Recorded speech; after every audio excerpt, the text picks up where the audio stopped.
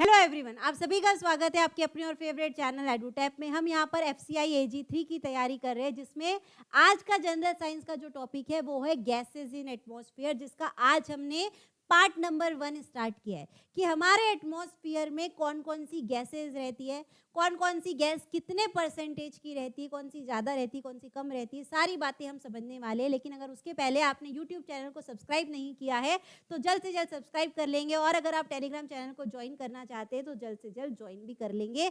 बात आती है हमारे टाइम टेबल की, तो डेली आपकी क्लास 2 PM होने वाली, वीक में 5 डेज आपको याद रखना है, मंडे टू फ्राइडे।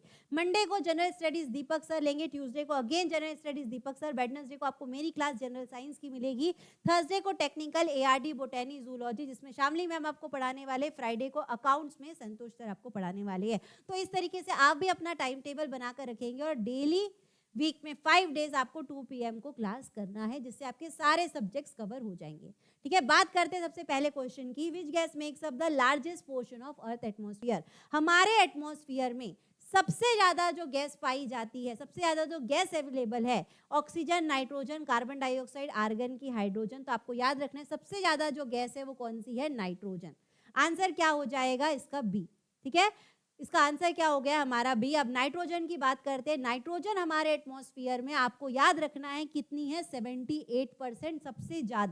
सबसे ज्यादा हमारे एटमॉस्फेयर में क्या है, नाइट्रोजन गैस 78%। दूसरे नंबर पर जो उसको फॉलो कर रही है वो है 21% ऑक्सीजन।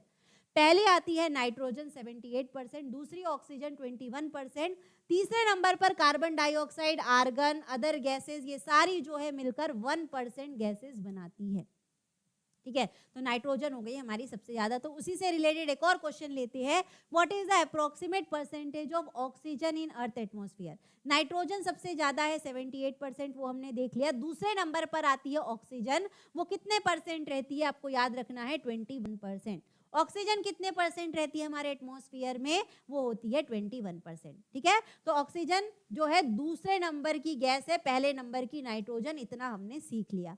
आगे बढ़ते क्वेश्चन नंबर 3 में, which gas is most responsible for respiration process in humans. अगर जो हम रेस्पायर करते हैं, जो हम रेस्पिरेशन करते हैं, उसमें सबसे इंपॉर्टेंट जो गैस है, तो हम, ये एकदम बेसिक क्वेश्चन है कि जो हम रेस्पायर कर रहे हैं, जो सांस अंदर ले रहे हैं, वो कौन सी गैस अंदर ले रहे हैं, ऑक्सीजन गैस। और जो बाहर निकालते हैं गैस, वो कौन सी रहती है, कार्बन डाइऑक्साइड। तो रेस्पिरेशन में कौन सी गैस हम यूज कर रहे हैं, ऑक्सीजन गैस, ये आपको याद रखना है। तो यहाँ पर हमारा आंसर बन गया है oxygen. During respiration we inhale oxygen, और ये ऑक्सीजन कहाँ जाता है, हमारे सेल्स में जाता है, और उससे क्या मिलती है, हमें एनर्जी मिलती है। जो हम फूड लेते हैं, जो हम खाना खाते हैं, वो खाना किस में कन्वर्ट होता है, ग्लूकोज में कन्वर्ट होता है। ठीक है, जो हमने खाना खाया वो किस में कन्वर्ट होता है, ग्लूकोज में। और हमने जो रेस्पायर किया ऑक्सीजन, वो हमारे कहाँ चले जाता है, सेल्स में चले जाता है। तो ग्लूकोज जो है ये ऑक्सीजन से रिएक्ट होता है और हमें क्या देता है, एनर्जी देता है। ग्लूकोज का फॉर्मूला हमने पिछली क्लास में पढ़ा था, C6H12O6। ठीक है, तो हमने क्या सीखा कि जब हमने रेस्पायर किया तो हमारी जो ऑक्सीजन गैस है कहाँ पर पहुंच जाती है, हमारे सेल्स में। हमारी बॉडी किससे बनी है, सेल से बनी, तो सेल्स में ऑक्सीजन चला जाता है। और जो हम भोजन करते हैं, जो हम खाना खाते हैं, जो फूड लेते हैं, उससे ग्लूकोज जो है वो ये ऑक्सीजन से रिएक्ट होता है और हमें क्या देता है, एनर्जी देता है। ये आपको याद रखना है। आगे बढ़ते क्वेश्चन नंबर 4 में, which gas is essential for process of photosynthesis in plant. अब रेस्पिरेशन की बात कर लिया, अब प्लांट जो फोटोसिंथेसिस करते हैं उसमें वो कौन सी गैस का यूज करते हैं। तो आपको याद रखना है उसमें ऑक्सीजन नहीं होती, नाइट्रोजन नहीं होती, हीलियम, हाइड्रोजन नहीं होती। कौन सी गैस होती है, कार्बन डाइऑक्साइड गैस। आंसर हो जाएगा ऑप्शन नंबर सी। कैसे कार्बन डाइऑक्साइड हो रही है, फोटोसिंथेसिस अच्छे से समझते हैं। जो प्लांट्स रहते हैं वो क्या करते हैं, कार्बन डाइऑक्साइड और वाटर, ये दोनों को रिएक्ट करवाते हैं। कार्बन डाइऑक्साइड उन्हें कौन देता है, स्टोमेटा। कार्बन डाइऑक्साइड प्लांट्स को कहां से मिलता है, स्टोमेटा से मिलता है। वाटर कहां से मिलता है, रूट्स से मिलता है। ये दोनों रिएक्ट होते हैं, किसके प्रेजेंस में रिएक्ट होते हैं, सनलाइट और क्लोरोफिल के प्रेजेंस में। ठीक है। जब ये चारों चीज प्लांट्स के पास आ जाती है तो प्लांट्स क्या करते हैं, फोटोसिंथेसिस करते हैं और क्या बना लेते हैं, ग्लूकोज बना लेते हैं C6H12O6 और ऑक्सीजन गैस जो है बाहर निकल जाती है। तो ये हमने केमिकल चेंजेस में भी पढ़ा था कि फोटोसिंथेसिस हमारा क्या है, केमिकल चेंज है। लेकिन अब फोटोसिंथेसिस में प्लांट्स ने कौन सी गैस को यूज किया है और कौन सी गैस को रिलीज किया है, इसमें आपको कंफ्यूज नहीं होना है। प्लांट्स जो है वो कार्बन डाइऑक्साइड गैस को यूज करती है और ऑक्सीजन गैस को रिलीज करती है। यहाँ पर क्वेश्चन में पूछा था कि फोटोसिंथेसिस में प्लांट्स कौन सी गैस यूज करती है, तो हमारा आंसर क्या आया, कार्बन डाइऑक्साइड। अब ये रिएक्शन बैलेंस्ड नहीं है, ये रिएक्शन बैलेंस नहीं है, तो आपके लिए एक होमवर्क है कि आप इस रिएक्शन को बैलेंस करेंगे। नेक्स्ट क्लास में मैं आपसे पूछूंगी कि आपने इसको बैलेंस किया है कि नहीं किया, तो जब तक आप इसको बैलेंस करके रखेंगे। ठीक है, आगे बढ़ते हैं क्वेश्चन नंबर 5 में। Which of the following gases is primary responsible for green house effect. Green house effect में कौन सी गैस रिस्पॉन्सिबल है। अब ग्रीन हाउस इफेक्ट होता क्या है, ग्रीन हाउस इफेक्ट क्या करता है, ग्लोबल वार्मिंग करता है। ग्रीन हाउस इफेक्ट क्या करता है, ग्लोबल वार्मिंग। अब जो ग्रीन हाउस गैसेज है, जैसे कि मैं बताती हूँ कौन कौन सी ग्रीन हाउस गैसेज है। टोटल 6 हमारी ग्रीन हाउस गैसेज है। उसमें से एक होती है कार्बन डाइऑक्साइड गैस। उसमें से एक कौन सी है, कार्बन डाइऑक्साइड गैस, जिसकी वजह से सबसे ज्यादा ग्लोबल वार्मिंग हो रही है। तो आंसर क्या हो गया इसमें हमारा, ऑप्शन नंबर सी। अब ग्रीन हाउस गैसेज पहले है कौन कौन सी, सबसे पहली है कार्बन डाइऑक्साइड गैस, दूसरी है मीथेन यानी कि CH4, तीसरी ग्रीन हाउस गैस है आपकी ओजोन यानी कि O3, चौथी है आपकी क्लोरोफ्लोरोकार्बन, पांचवी है आपकी नाइट्रस ऑक्साइड, नाइट्रस ऑक्साइड यानी कि लाफिंग गैस। नाइट्रस ऑक्साइड को क्या कहा जाता है, लाफिंग गैस कहा जाता है। और छठवीं है आपकी, सिक्स्थ है आपकी वाटर वेपर। अब क्या होता है ग्रीन हाउस इफेक्ट, अच्छे से समझते हैं। ये 6 ग्रीन हाउस गैसेस क्या करती है, सन से जो हीट आ रही है उसको भी एब्जॉर्ब कर लेती है और अर्थ की जो हीट है उसको बाहर नहीं जाने देती, यानी कि सन की हीट भी आ गई और अर्थ की हीट भी वहीं की वहीं है। दोनों हीट और हीट मिलकर क्या करते हैं, टेम्परेचर को इतना ज्यादा बढ़ा देते हैं कि क्या होने लगती है, ग्लोबल वार्मिंग होने लगती है। तो सबसे ज्यादा जो ग्लोबल वार्मिंग होती है, सबसे ज्यादा ग्रीन हाउस इफेक्ट होता है, किसकी वजह से होता है, कार्बन डाइऑक्साइड की वजह से। ये आपको याद रखना है। तो सबसे मोस्ट इंपॉर्टेंट जो है हमारी ग्लोबल वार्मिंग के लिए वो कार्बन डाइऑक्साइड गैस, आप याद रखेंगे। ठीक है, और ये 6 ग्रीन हाउस गैसेस भी आपको लर्न कर लेना है। आगे बढ़ते क्वेश्चन नंबर 6 में, which gas is release into atmosphere during burning of fossil fuel. अगर हम कोई भी फॉसिल फ्यूल को बर्न करते हैं तो उससे जो गैस निकलती है वो थोड़ी हार्मफुल रहती है। तो ऑक्सीजन हमारी हार्मफुल नहीं है, नाइट्रोजन हमारी हार्मफुल नहीं है, मीथेन, नियॉन, ये सारी जो है फॉसिल फ्यूल के बर्न करने से नहीं निकलती। जो गैस फॉसिल फ्यूल के बर्न करने से निकलती है वो होती है कार्बन डाइऑक्साइड गैस। तो हमने अगर फॉसिल फ्यूल को बर्न किया तो क्या निकलेगी, कार्बन डाइऑक्साइड गैस, यानी कि कार्बन डाइऑक्साइड क्या कर रही है, ग्लोबल वार्मिंग को बढ़ावा दे रही है। इसीलिए हमें फॉसिल फ्यूल को ज्यादा से ज्यादा बर्न नहीं करना चाहिए ताकि कार्बन डाइऑक्साइड गैस रिलीज ना हो। ठीक है, और उसकी वजह से अगर ग्रीन हाउस इफेक्ट हो रहा है, ग्लोबल वार्मिंग हो रही है, तो हमारे क्लाइमेट चेंजेस बहुत ज़्यादा होते हैं। जब रेनी सीजन में रेन होना चाहिए, वर्षा होनी चाहिए, तब नहीं होती बराबर।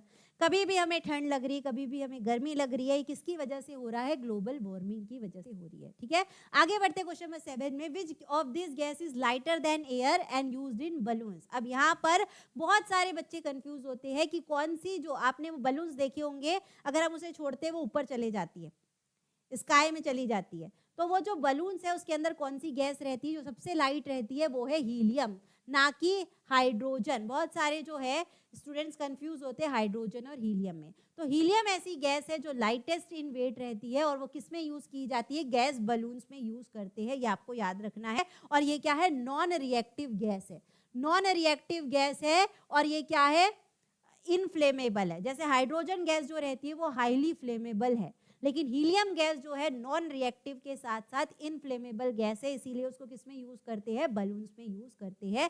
ये आपको ध्यान रखना है। ठीक है, आगे बढ़ते हैं क्वेश्चन नंबर 8 में, what is the function of ozone in earth atmosphere. सबसे पहले तो आपको ओजोन का फॉर्मूला पता रहना चाहिए। ओजोन का फॉर्मूला होता है O3, जो कि एक हमारी ग्रीन हाउस गैस है। अब ये ओजोन क्या करती है, कैसे हमें बचाती है, कैसे पृथ्वी को प्रोटेक्ट कर रही है, किसे अर्थ को प्रोटेक्ट कर रही है, और किससे प्रोटेक्ट कर रही है, सन से जो हार्मफुल रेडिएशंस आ रहे हैं।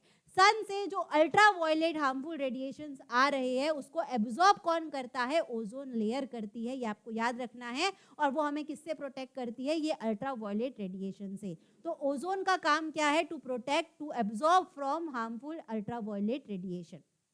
ठीक है, अब हमारे एटमॉस्फेयर में 5 लेयर्स होती है, ये भी मैं आपको नेक्स्ट पार्ट में पढ़ाने वाली हूँ। नेक्स्ट पार्ट में हम ये पार्ट नंबर 2 में ये लेयर्स के बारे में पढ़ेंगे, लेकिन अभी हम बात करते हैं ओजोन की। ओजोन जो रहती है वो सेकेंड नंबर वाली लेयर पर रहती है। 5 लेयर्स में से सेकेंड नंबर वाली जो लेयर है स्ट्रेटोस्फियर, उसमें ये ओजोन लेयर रहती है। ये ओजोन लेयर क्या कर रही है, अल्ट्रा वायलेट रेडिएशन जो आ रही है, अल्ट्रा वायलेट रेडिएशन हमें बहुत हार्मफुल है। कैसे हार्मफुल है, हमें स्किन कैंसर जो होता है, अस्थमा जैसी डिसीजेज होती है, बहुत सारे प्लांट जो रहते हैं वो मर जाते हैं, किसकी वजह से होते हैं, अल्ट्रा वायलेट रेडिएशन की वजह से। लेकिन वो अर्थ तक आने से रोकने का काम कौन कर रहा है, ओजोन लेयर कर रही है, यानी कि O3 कर रही है। ये O3 कहाँ पर रहती है, स्ट्रेटोस्फियर में रहती है। लेकिन आजकल क्या देखा जा रहा है कि ये ओजोन लेयर थोड़ी सी पतली हो रही है, थोड़ी सी उसकी जो थिकनेस है वो कम होती जा रही है। क्यों कम होती जा रही है, क्लोरोफ्लोरोकार्बन की वजह से। क्लोरोफ्लोरोकार्बन जो है बहुत ज़्यादा आजकल रिलीज हो रहा है। जो हम फ्रिज यूज़ करते हैं, जो रेफ्रिजरेटर यूज़ करते हैं, जो AC यूज़ करते हैं, उसमें जो रेफ्रिजरेंट है वो कौन सी गैस रिलीज करता है, क्लोरोफ्लोरोकार्बन। ये क्लोरोफ्लोरोकार्बन क्या कर रही है, O3 को ब्रेक कर रही है और उसे थीन करते जा रही है। ठीक है, ये आपको ध्यान रखना है, ये भी मैं आपको नेक्स्ट पार्ट में और डिटेल में समझाऊंगी। तो ये ओजोन जो है, ओजोन यानी कि O3 जो स्ट्रेटोस्फियर में रहती है वो क्या करती है, एब्जॉर्ब करती है हार्मफुल अल्ट्रावायलेट रेडिएशन को। आगे बढ़ते क्वेश्चन नंबर 9 में, which of the following gas is used in manufacture of light bulbs. अपने बल्ब्स देखे होंगे, बल्ब के अंदर कौन सी गैस रहती है, उसका जो फिलामेंट रहता है वो किससे बना रहता है, ये दोनों बातें अभी हम समझेंगे। तो बल्ब के अंदर, इलेक्ट्रिक बल्ब्स के अंदर कौन सी गैस रहती है, आर्गन।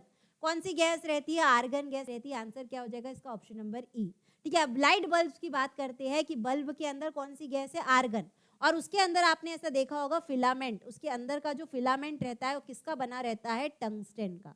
टंगस्टन का क्यों बना रहता है, ये भी क्वेश्चन एग्जाम के लिए इंपॉर्टेंट है, तो ये भी अभी समझ लेते हैं, कॉन्सेप्ट आपका क्लियर हो जाएगा कि बल्ब के अंदर एक तो आर्गन गैस है, फिलामेंट किससे बना है, टंगस्टन से बना है। क्यों बना है, क्योंकि इसका मेल्टिंग पॉइंट बहुत ज्यादा हाई होता है। मेल्टिंग पॉइंट बहुत हाई होने की वजह से ये मेल्ट जल्दी से नहीं होता, और इसीलिए जो बल्ब का फिलामेंट है किससे बनाया जाता है, टंगस्टन से बनाया जाता है। ठीक है, अब आर्गन को क्यों रखा गया है लाइट बल्ब्स के अंदर और दूसरी गैस क्यों नहीं रखी गई है, तो आर्गन जो है वो इसके जो फिलामेंट है, ये जो टंगस्टन वाला फिलामेंट है उससे रिएक्ट नहीं करता है। आर्गन जो है इस टंगस्टन से रिएक्ट नहीं करता है और बल्ब हमारा अच्छी तरीके से काम कर सकता है, इसीलिए हम क्या करते हैं, उसमें आर्गन गैस रखते हैं और फिलामेंट को किससे बनाते हैं, टंगस्टन से बनाते हैं। ठीक है, आगे बढ़ते हैं, last question, question number 10, which the presence of which gas is crucial for formation of clouds and precipitation. जो क्लाउड्स फॉर्म हो रहे हैं और जो प्रेसिपिटेशन, जो रेनिंग हो रही है, क्लाउड्स फॉर्म और रेनिंग, ये दोनों में कौन सी गैस रिस्पॉन्सिबल है, आपको याद रखना है, वो है वाटर वेपर। कौन सी गैस रिस्पॉन्सिबल है, वाटर वेपर। तो ये पूरा जो कॉन्सेप्ट है किस पर बेस्ड है, वाटर साइकिल पर बेस्ड है। वाटर साइकिल एक बार समझ लेते हैं कि आपको पता है रिवर्स में, लेक्स में क्या रहता है, जो पानी रहता है, जो वाटर रहता है। ठीक है, एक बार वाटर साइकिल वाला कॉन्सेप्ट समझेंगे तो आपको समझ में आ जाएगा कि रिवर्स में जो वाटर रहता है वो सन की हीट की वजह से, सन की हीट की वजह से क्या बनते जा रहा है, वेपर्स बनते जाता है। वाटर जो है वो किस में कन्वर्ट हो गया, वेपर्स में कन्वर्ट हो गया। तो यहाँ पर क्या हो रहा है, वेपोराइजेशन हो रहा है। यहाँ पर क्या हो रहा है, वेपोराइजेशन हो रहा है। जैसे जैसे ये वेपर्स ऊपर जाते जाता है और ऊपर जाते जाता है तो वेपर्स क्या होने लगते हैं, कोल्ड होने लगते हैं, ठंडे होने लगते हैं। नीचे वाले जो वेपर्स है वो गर्म है, क्योंकि वहां पर क्या हुआ है, वेपोराइजेशन। जैसे जैसे वेपर्स ऊपर जाते जाता है हवा में, वो क्या होने लगता है, कोल्ड होने लगता है। वार्म से किस में कन्वर्ट हो रहा है, कोल्ड में। जैसे ही वो पूरी तरीके से ठंडा हो जाता है, पूरी तरीके से कोल्ड हो जाता है, वो क्या बना लेता है, क्लाउड्स बना लेता है। क्या बना लेता है, क्लाउड्स बना लेता है। इसे क्या कहते हैं, कंडेंसेशन कहते हैं। इसे क्या कहते हैं, कंडेंसेशन कहते हैं। क्लाउड्स बन गए और यहीं से फिर क्या होने लगता है, प्रेसिपिटेट होने लगता है, यानी कि रेनिंग होने लगती है। तो वापस से जो वाटर है हमारे रिवर्स में आ जाता है। ये पूरी वाटर साइकिल में कौन सी गैस यूज हो रही है, वाटर वेपर यूज हो रही है। कौन सी गैस यूज हो रही है, वाटर वेपर यूज हो रही है। तो क्लाउड्स का बनना और प्रेसिपिटेट होना दोनों किसके कारण होता है, वाटर वेपर के कारण होता है। और ये दोनों मेथड भी आपको याद रखना है। जब वाटर से वेपर बनता है तो वो वाटर वेपोराइजेशन होता है, और वहां पर वाटर वेपर थोड़ा गर्म होता है, थोड़ा वार्म होता है।